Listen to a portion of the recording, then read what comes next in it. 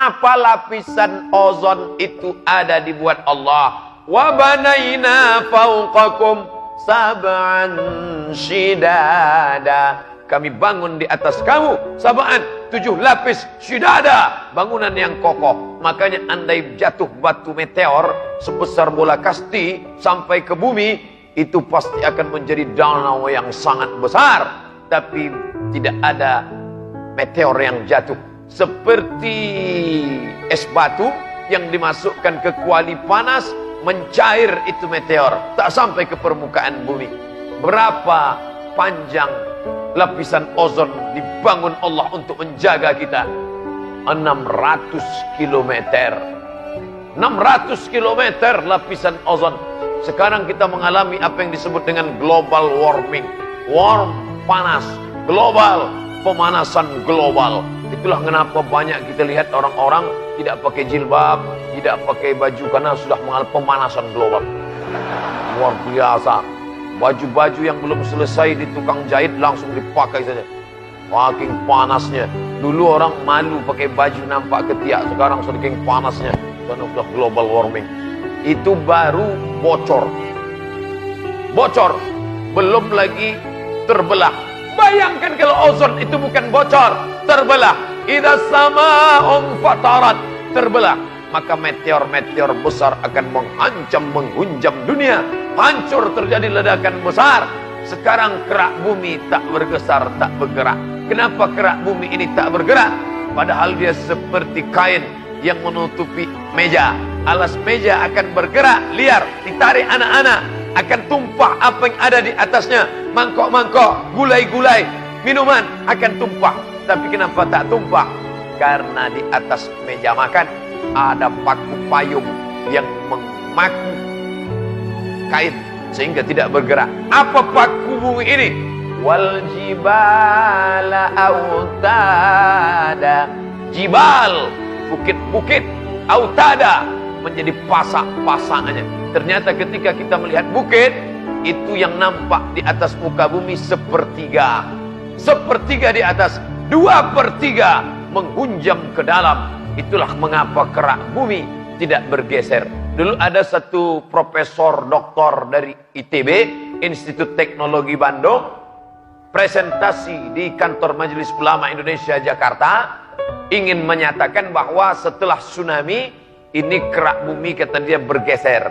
Karena tsunami, kerak bumi bergeser, maka akibat efek dari pergeseran kerak bumi itu banyaklah kiblat-kiblat masjid yang belok ke kiri dan belok ke kanan.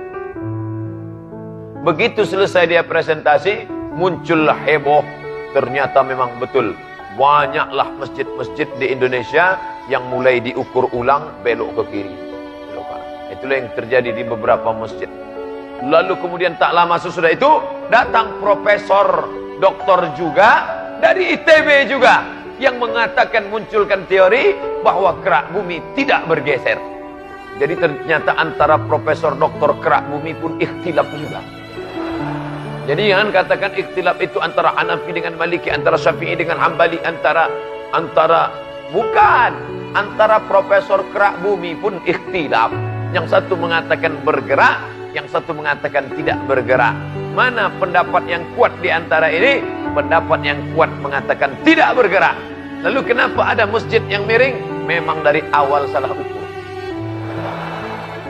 Kalau memang ukurannya betul dan tepat, walaupun di pusat terjadinya tsunami, buktinya tidak bergerak. Mana dia? Masjid Baitur Rahman tidak bergerak. Tepat ukurannya. Maka oleh sebab itu hikmah di balik ini, bahwa umat Islam kembali mengukur kiblatnya. Terserah pendapat yang mengatakan mesti tepat betul, ataukah pendapat Al-Mukarram Profesor Dr. Almarhum Ali Mustafa Yaakob yang mengatakan tak perlu tepat betul, asalkan sudah menghadap, sudah serahkan pada Allah Subhanahu wa taala. Yang jelas kerak bumi tidak bergerak karena ada paku-pakunya. Tapi nanti paku itu akan cabut. Tanggal bagaimana bisa tercabut? 2/3 yang ada dalam tanah naik ke atas. Itulah mana ayat wa takunul jibal kal ihnil maufush. Gunung Bromo, Gunung Kidul Gunung Merapi, Gunung Kelut, Gunung Sibaya, semua gunung, bukit-bukit kal jibal wa takunul jibal, bukit-bukit kal ihnil mamfush, seperti bulu kambing yang diletakkan di atas tapak tangan.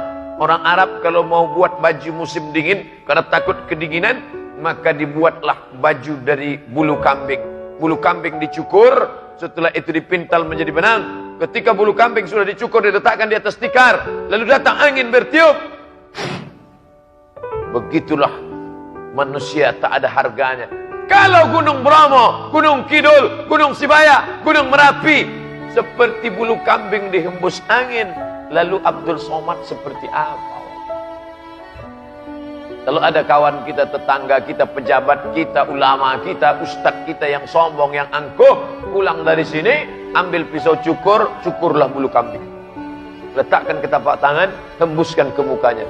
Wa takunul jibalu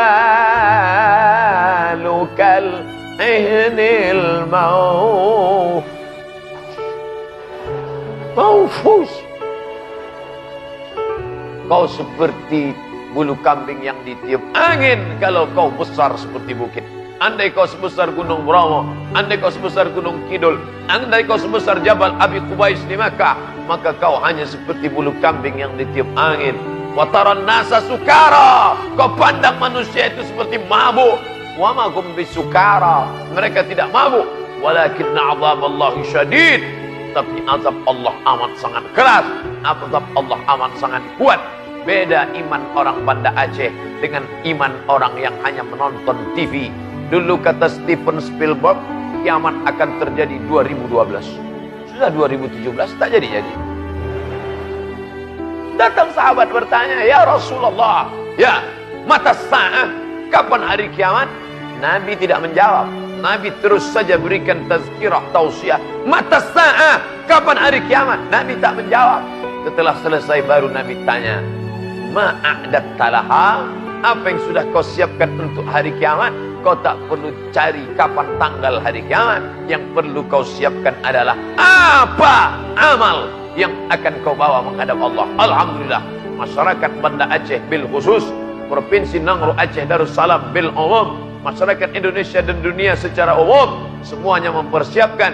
Tapi bangga menjadi orang Aceh. Apa yang siap dia menghadap Allah?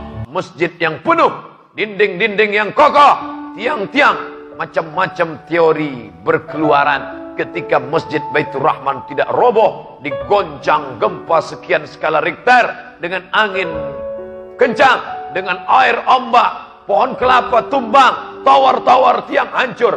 Mengapa Masjid Baitur Rahman tidak hancur? Teori pertama mengatakan karena dijaga Allah Subhanahu wa taala. Habis, putus cerita.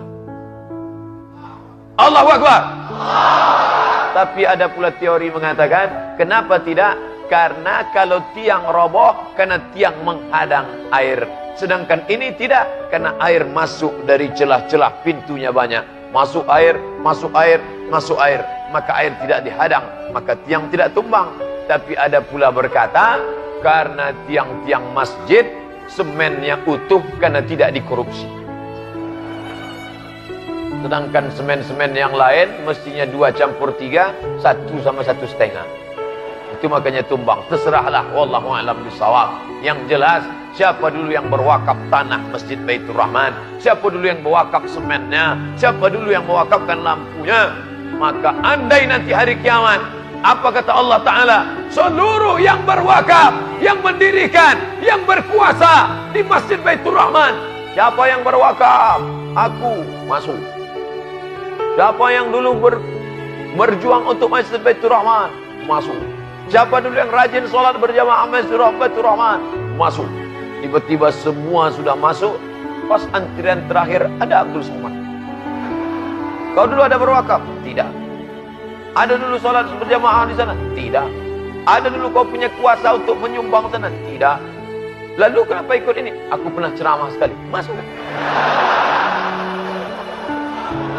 Itulah perlunya kita menggabungkan diri bersama orang-orang soleh, bukan orang-orang soman.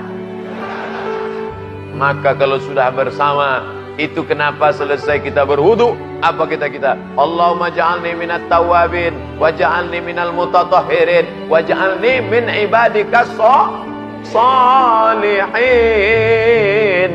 Makanya ketika anak dalam kandungan, apa kata si ibu, apa kata si ayah? Rabbi habli minas salihin. Saking inginnya anak itu soleh, datang kepada tengku-tengku, datang kepada ulama-ulama, Tuan Guru tolong doakan anak saya supaya menjadi anak yang soleh. Sampai-sampai dikasih nama anak itu. Siapa nama anaknya? Muhammad Saleh. Kenapa kau pakai Muhammad? Karena ingin dapat syafaat Nabi Muhammad sallallahu alaihi wasallam. Kenapa dia kasih nama aja ujungnya Saleh? Supaya dia soleh, maka dikasih nama Muhammad Saleh. Tapi setelah besar dipanggil, siapa dia? Mak Saleh. Bapak Ibu yang dimuliakan Allah Subhanahu wa taala. Oleh sebab itu maka kita jaga kesolehan. Tapi orang yang soleh sendirian, seandainya Nabi Muhammad sallallahu alaihi wasallam soleh sendirian, tidak minum khamar, tidak pakai narkoba, tidak melakukan zina, tidak mencuri, tidak merampok, kira-kira Abu Jahal, Abu Lahab marah atau tak marah? Tidak marah. Kita tidak ganggu orang. Kapan orang baru marah? Ketika periuk belanganya kita ganggu. Seandainya ada ustaz ngajak jamaah, lalu kemudian salawat, Astaghfirullah Rabbal Baraya, Astaghfirullah minal khataya. Tidak ada orang yang marah. Pak, itu Ustaz Somad banyak ngajak orang istighfar. Biar aja. Kenapa orang marah? Ketika kita berkata, jangan pilih pemimpin yang tak peduli kepada Islam. Allahu Akbar. Ketika saudara mengambil paku, lalu menusuk kertas, saat itu saudara sedang bersaksi di hadapan Allah. Aku bersaksi di hadapan Allah, orang ini layak aku pilih menjadi pemimpinku di masa depan. Maka itu adalah persaksian. Ingat, dosa terbesar di antara yang besar adalah persaksian palsu. Maka jangan bersaksi palsu. Disitulah baru orang marah. Ini orang harus dihabisi. Maka kalau ada orang mengatakan, kalian ramai-ramai di tanah lapang, biarkan aja. Maka jangan cukup sekedar ramai di masjid, tapi harus ada gerakan. Gerakan apa? Gerakan ekonomi umat. Ustaz Somad, tolong ini sorbannya dipakai, nanti kita mau foto. Untuk apa? Ini sekaligus iklan. Pakailah sorban akan Anda. Tolong pecinya dipakai Pak Ustaz. Untuk apa? Ini sekaligus iklan. Tolong cincinnya dipakai Pak Ustaz. Ini sekaligus iklan. Bagus. Ekonomi umat akan bangkit. Masalah orang tersinggung dengan itu, ya terserah saja. Anjing menggonggong kafilah. Oh, jadi aku kau bilang anjing ya? Bukan begitu, Mas Bro. Bapak Ibu yang dimuliakan Allah Subhanahu wa taala, maka tablik akbar terus dibuat. Hadirkan para habaib, hadirkan para ulama. Di waktu yang sama tadi malam, Habib Jindan di Samalanga. Masya Allah, ulama kita tamat dari Darul Mustafa, tempatnya para habaib. Habib Omar bin Muhammad bin Salim bin Hafiz dari Yaman, alumninya datang, maka hadirkan. Saya biasanya zikir antar kelurahan kecamatan, malam tadi zikir internasional dari Thailand, dari Brunei Darussalam, dari pokoknya jauh lah, ramai semuanya mengumandangkan asma Allah Subhanahu wa taala. Sudah pukul 5, cepat betul waktu di Banda Aceh. Tadi malam ceramah 1 jam. Sekarang ceramah 30 menit. Kertas yang mau dijawab nampaknya mau 30 menit lagi. Lebih lagi. Masya Allah, saya akan jawab nanti waktu 5.10 kita berhenti dengarkan pembacaan ayat-ayat suci Al-Quran. Saya mau bertanya Pak Ustaz, apa hukumnya makan uang dari hasil menjual toke? Oke. Karena sekarang harga toke bisa jadi tinggi, tergantung berat dan ukurannya, sampai miliaran harganya. Kalau binatang itu haram, maka haramlah dia. Mana dia dalilnya? Contohnya, naha Rasulullah SAW an thamanil kalbi. Rasul melarang hasil jual beli kalb, anjing. Wa mahril baghi, hasil prostitusi, WTS, wanita nakal. Wa hulwanil kahin, hasil dari dukun. Uang yang diperoleh dari dukun, maka itu haram. Anjing, PSK, dukun. Ini kiaskan kemari. Maka semua yang haram masuknya kemari. Nah, tokek itu termasuk binatang yang haram atau yang halal? Maka tokek seperti cicak besar, hanya saja suaranya lebih keren. Maka binatang ini menurut mazhab Syafi'i haram. Tapi menurut mazhab Maliki makruh. Binatang hukumnya menurut mazhab. Masalah binatang ada mazhab yang paling keras. Mazhab yang paling ketat masalah binatang Hanafi. Mazhab yang paling longgar dalam masalah binatang Maliki. Maliki itu longgar. Illa ma yutsla. Yang ada dalam Quran saja yang haram. Lain daripada itu bisa makruh. Sedangkan mazhab Syafi'i yang pertengahan. Pakai kias. Oleh sebab itu maka dalam hal ini kita yang bermazhab pakai mazhab Syafi'i, maka jangan lagi dipakai. Saya Pak Ustadz, ini kan yang haram dimakan. Ini bukan untuk dimakan. Terus untuk apa? Untuk dipelihara. Banyak yang lain yang bisa dipelihara. Kenapa lah mesti tokek itu dipelihara? Macam tak ada kerja lain. Pelihara yang lain-lain. Koleksi yang lain. Saya hanya minta doa agar kuliah saya dapat selesai dan doakan bulan 1 ini saya naik sidang. InsyaAllah. Mohon diijazahkan setiap ceramah. Ajaztukum jami'a marwiyati wa muallafati wa muhadarati. Aku ijazahkan semua hadis-hadis yang kusampaikan, kitab-kitab yang kutulis dan semua ceramahku kepada seluruh jamaah yang hadir subuh ini. Qabiltu. Kalau ada syekh ustaz mengatakan aku ijazahkan, jawabannya qabiltu, aku terima. Jadi kita hidup ni qabiltu 2 kali. Pertama akad nikah, kedua akad ijazah. Qabiltu, aku terima. Semoga Pak Ustadz selalu diberikan kesehatan. Amin ya rabbal alamin. InsyaAllah dalam waktu dekat saya akan menikah. Tapi tiba-tiba muncul keraguan dalam hati.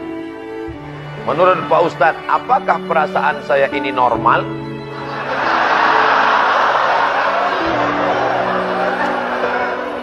As-syaitanu ya'idukumul faqra. Setan membisikkan kekurangan, faqra, kekurangan. Wa ya'murukum bil fahsya. Dia menyuruh kamu berbuat keji. Apa kata setan? Setelah kau ingin pinang, setelah pinang ingin akad nikah, kata setan kurang. Dia kurang cantik, dia kurang putih, dia kurang tinggi, dia kurang ini, kurang. Akhirnya kau pun bimbang galau. Maka untuk menghilangkan itu semua, maka kau mesti kuat hati, banyak-banyak ibadah, sudah cukup. Man talaba akhan bila aibin baqiya bila akhin. Siapa yang mencari kawan yang tak bercacat, seumur hidup tak akan berkawan. Menikah bukan mencari kesempurnaan. Menikah adalah menutupi segala kekurangan. Asal sudah nampak calonmu itu perempuan, pinang lagi. Karena zaman sekarang ini zaman edan. Jelas-jelas laki-laki, cantik kata dia. Ini kan gawat ini. Entah matanya terbuat dari mata apa. Oleh sebab itu maka yang pertama, yakinkan bahwa calonmu itu perempuan. Setelah betul-betul dia perempuan, jangan mukanya perempuan, betisnya pemain bola. Yakin betul dia perempuan, maka yang kedua kau lihatlah, tungka'ul mar'atu li arba'. Perempuan dinikahi karena 4. Wali maliha, karena kayanya. Wali hasabiha, karena keturunannya. Wali jamaliha, beautiful. Wali diniha, karena agamanya. Kalau kau nikahi dia karena cantiknya, wajah berubah, musim berganti, hari pun bertukar, wajah pun ikut bertukar. Kalau kau nikahi karena sukunya, berapa banyak orang yang melanggar pantangan suku, dicabut gelar kebangsawanannya. Itu dulu bangsawan itu Pak Ustadz. Kenapa? Bangsa yang diawan. Sekarang jadi bangsawan. Kenapa? Bangsa yang sakit sawan. Kau nikahi dia karena cantiknya, nikah karena cantik akan berubah. Kau nikahi dia karena sukunya, orang melanggar pantangan suku. Kau nikahi dia karena hartanya, harta binasa. Tapi kau nikahilah dia karena agamanya, yang takkan lapuk karena hujan, takkan lekang karena panas. Oleh sebab itu betapa banyak yang dulunya miskin setelah menikah karena Allah. Iyakunu fuqara. Kalau dia miskin akan dicukupkan, akan dikayakan Allah. Maka masalah menikah ini jangan kau cari yang terlampau sempurna. Ustaz Somad, ya, saya mahasiswa Ustaz. Mantap. Dulu kata Ustaz kalau nikah perempuan itu ada 4. Betul. Ada yang 4-4-nya Pak Ustaz? Kalau ada yang 4-4-nya, ngapain saya kasih ke kamu? Bagus saya ngambil. Baju udah siap semalam.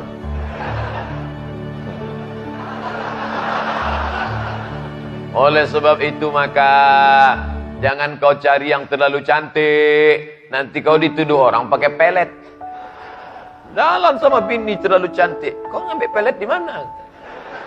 Jangan pula kau cari terlalu buruk. Malu kau bawa dia undangan. Maka yang sedang-sedang saja. Asal kau tengok senang hatimu. Iza nazarta ilaiha. Iza ra'aitaha. Kalau kau tengok dia senang hatimu, nikahlah.